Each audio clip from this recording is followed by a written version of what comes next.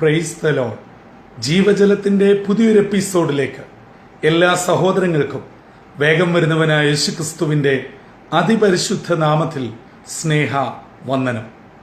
ഇന്ന് 2024 മെയ് മാസം 2-ാം തീയതി വ്യാഴാഴ്ച. സ്വർഗത്തിലെ ദൈവത്തിൻ്റെ അളവറ്റ കൃപയാൽ നാം ഒരു പുതുദിനത്തിലേക്ക് പ്രവേശിച്ചിരിക്കുന്നു. ഈ ദിനം അനുഗ്രഹത്തിൻ്റെയും നന്മയുടെയും സന്തോഷത്തിൻ്റെയും ദിനമായി തീരട്ടെ എന്നുള്ള പ്രാർത്ഥനയോടെ ഇന്നത്തെ വാഗ്ദത്ത വചനത്തിലേക്ക് പ്രവേശിക്കാം. ഇന്ന് ജീവജലത്തിൽ കൂടി പ്രോമിസ് വേഴ്സായി നമുക്ക് ലഭിച്ചിരിക്കുന്നത് നെഹമ്യ പ്രവാചകന്റെ പുസ്തകം 5-ാം അധ്യായം 16-ാം വാക്യം. നെഹമ്യ ചാപ്റ്റർ 5 വേഴ്സ് 16 നാം ഇങ്ങനെ വായിക്കുന്നു: ഞാൻ ഈ മതിലിന്റെ വേലയിൽ തന്നെ ഉറ്റിരുന്നു. ഞങ്ങൾ ഒരു നിലവും വിലയ്ക്ക് വാങ്ങിയില്ല. എൻ്റെ ഭൃത്യന്മാർ ഒക്കെയും ഈ വേലയിൽ ചേർന്ന് പ്രവർത്തിച്ചു പോന്നു. നെഹമ്യ പ്രവാചകന്റെ പുസ്തകത്തിന്റെ ഇതിവൃത്തം നമുക്കേവർക്കും സുപരിചിതമാണ്. ഇതാ, യെരുശലേം ദൈവാലയത്തിന്റെ പട്ടണത്തിന്റെ ചുറ്റുമതിൽ തീ വെച്ച് നശിപ്പിച്ച് തകർന്നു കിടക്കുന്നു. ദൈവാലയം തകർന്നടിഞ്ഞു. ദൈവജനം ചിതറിപ്പോയി.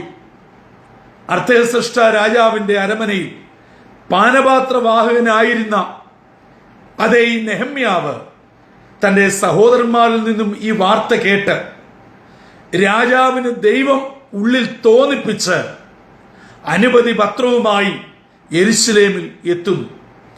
പല പ്രതികൂലങ്ങൾ കൂടി, പലവിധ പ്രതിസന്ധിയിൽ കൂടി സൻബല്ലത്തും തോബിയാവും അങ്ങനെ പലരും പല വിധങ്ങളിൽ പ്രതിസന്ധിയിൽ കൂടെ നെഹമ്യാവിനെ കടത്തിവിട്ടെങ്കിലും യഹോവയുടെ കൈ നെഹമ്യാവിന് അനുകൂലമായിരുന്നു.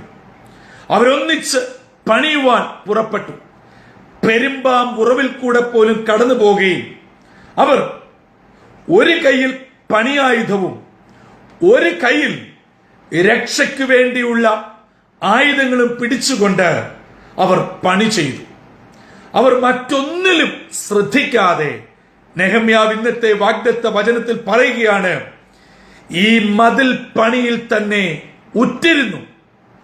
അവർ നിലങ്ങൾ വാങ്ങുകയോ എന്ന് പറഞ്ഞാൽ സ്വന്തമായ കാര്യങ്ങൾക്ക്, വ്യക്തിപരമായ കാര്യങ്ങൾക്ക് അവർ ഒരു വിധത്തിലും മുൻതൂക്കം കൊടുക്കാതെ ദൈവജനത്തിന്റെ, ദൈവവേലയുടെ, ദൈവസഭയുടെ പ്രവർത്തനത്തിനായി അവരൊറ്റക്കെട്ടായി അവരുടെ ജോലിക്കാരുൾപ്പെടെ ഒരേ മനസ്സോടെ ഏക ചിന്തയോടെ അവർ ഒന്നിച്ച് പ്രവർത്തിച്ചു വന്നു.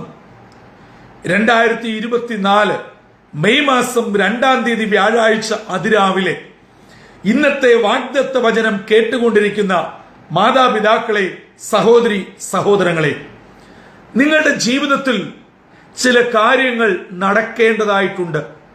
ചിലത് തടസ്സപ്പെട്ടു നിൽക്കുന്നു.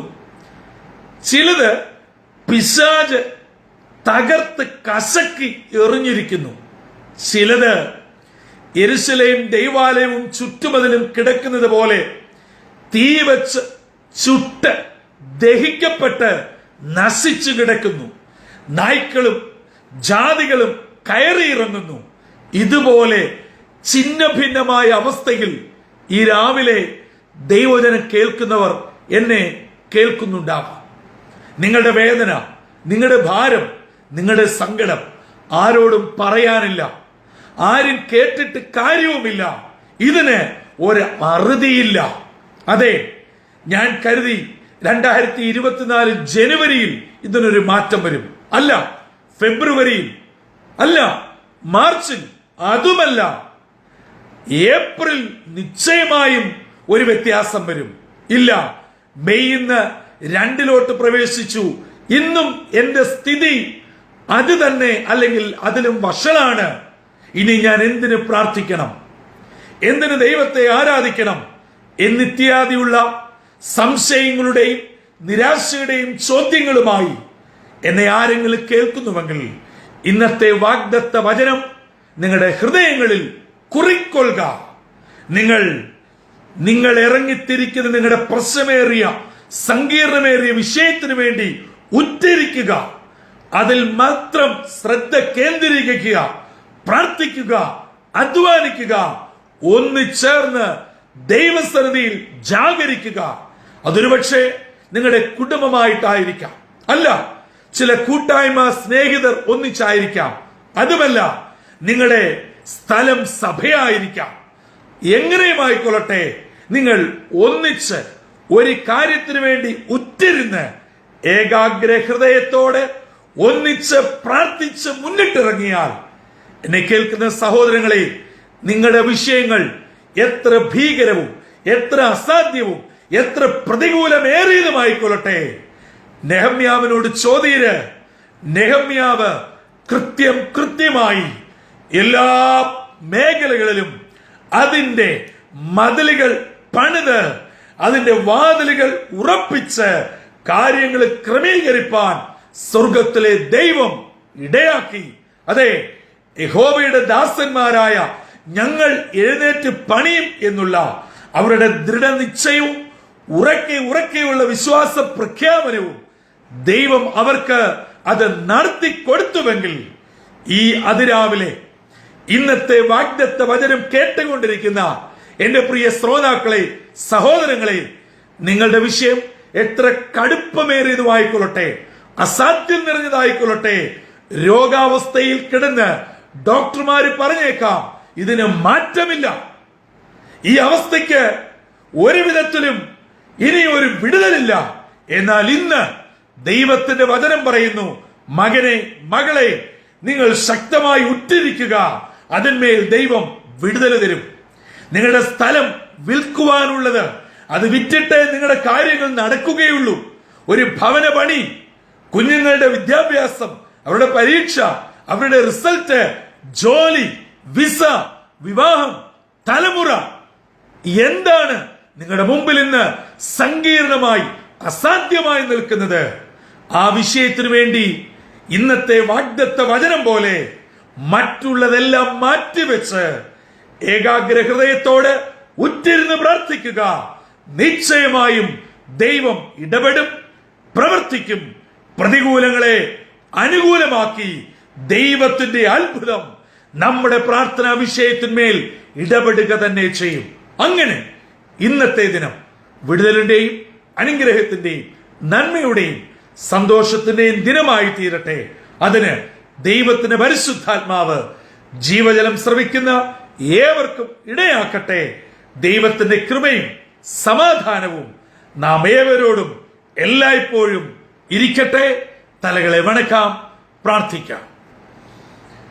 നിത്യമായ സ്നേഹത്താൽ ഞങ്ങളെ എല്ലായ്പ്പോഴും സ്നേഹിക്കുന്ന ദൈവമേ, സ്വർഗീയ പിതാവേ, നെഹമ്യാവിന്റെ ജീവിതത്തിൽ അസംഭവ്യമെന്നും അസാധ്യമെന്നും വിധിയെഴുതിയത് തമ്പുരാന്റെ കൃപയാൽ നടത്തിയെടുപ്പാൻ ഇടയായത് അവരൊന്നിച്ച് പ്രാർത്ഥനയോടെ വിശ്വാസത്തോടെ ഉറ്റിരുന്ന് ഏകാഗ്ര ഹൃദയത്തോടെ ഒറ്റക്കെട്ടായി അവർ ഒന്നിച്ച് പണിയുവാൻ ഇറങ്ങിത്തിരിച്ചപ്പോൾ ദൈവപ്രവൃത്തി വെളിപ്പെട്ടുവെന്ന് ഇന്നത്തെ വാഗ്ദത്ത വചനം ഞങ്ങളെ കേൾപ്പിച്ചതിനായി സ്തോത്രം.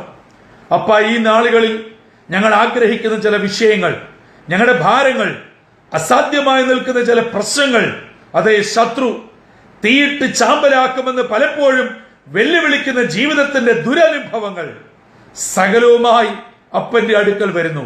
ഇന്നിന്റെ കുഞ്ഞുങ്ങളെ അവിടുന്ന് മാനിക്കണമേ, പ്രാർത്ഥന കൈക്കൊള്ളണമേ, അസാധ്യങ്ങളെ സാധ്യമാക്കണമേ.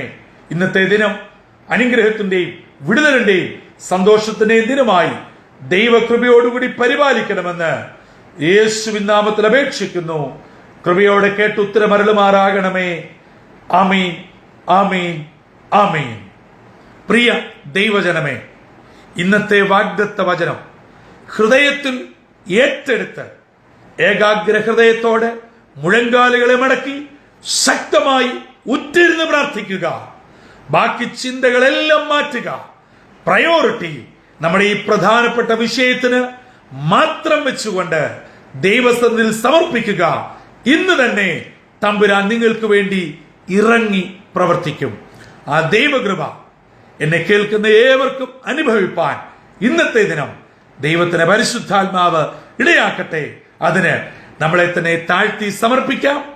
കർത്താവിന്റെ അനുഗ്രഹിക്കപ്പെട്ട മുന്തിരിത്തോട്ടത്തിൽ നിന്നും brother Santhosh Kodukulanji. God bless you all.